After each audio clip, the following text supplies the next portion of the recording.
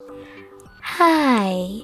In front of me is Xiaomi 12 Lite, and today I would like to show you how you can set up screen lock on this smartphone.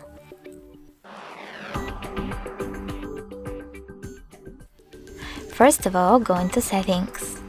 Then you need to scroll down and click on passwords and security.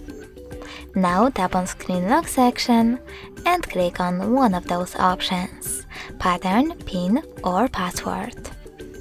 Then wait 5 seconds and choose got it after reading the pop-up.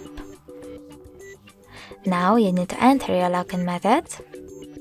Then repeat it in order to confirm it and tap on confirm at the bottom right corner.